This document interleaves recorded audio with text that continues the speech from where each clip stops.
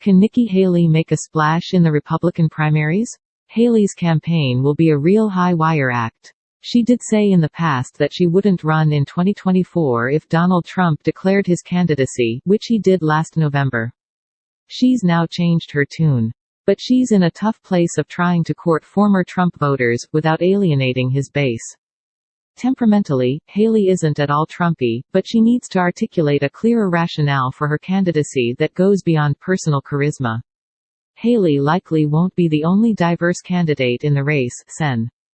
Tim Scott, who's black, is also contemplating a bid. She likely won't be the youngest. Ron Desantis is 44 to her 51.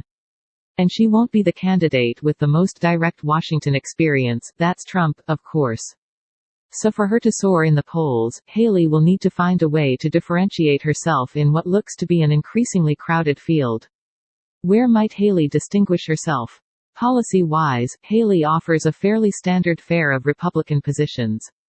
So she'll most likely to try to stand out on foreign policy, where she'll lean into her credentials as former ambassador to the United Nations.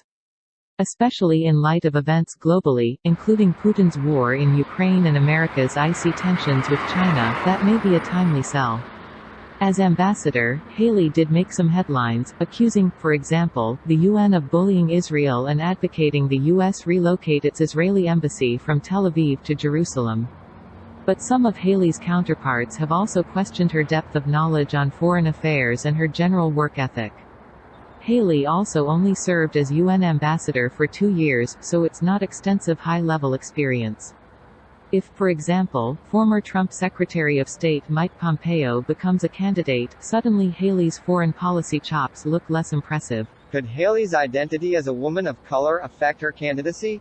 A growing number of Republicans would like to see a woman, and a person of color, represent their party in the White House. And many would like to see the party diversify generally. That's not to say that Haley won't face any double standards and that some sections of the conservative electorate won't be reluctant to vote for Haley because of her identity. But it's a dwindling fraction. If Haley doesn't get the nomination, it almost certainly won't be because she's a woman or Asian American. First of all, Haley was elected governor in a deep red state, South Carolina. Moreover, the fact that Haley is already emphasizing her identity in her kickoff campaign ad is evidence that she herself doesn't think it will be a liability. For example, she remarked that when you kick back at bullies, it hurts them more when you're wearing heels. What does this all mean for Trump and the broader Republican primary field? The real question is whether Haley's announcement breaks open the dam, and we start to see other Republicans enter the race. We know that Trump has a floor of support, about 25 to 30% of the Republican electorate.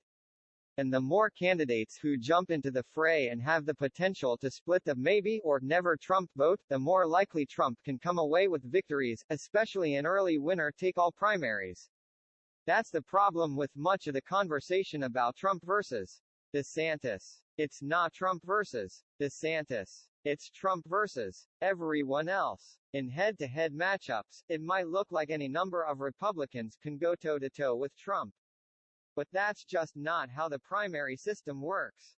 That said, one point to look for is whether more states do shift to proportional allocation of delegates in their primaries, which could help Trump alternatives by keeping them in the race for longer. Featured credit, Thomas Gift as Associate Professor of Political Science at UCL, where he is Director of the Center on U.S. Politics, CUSP.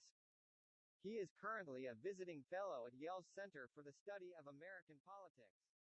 Please subscribe my channel for more video and press the bell icon.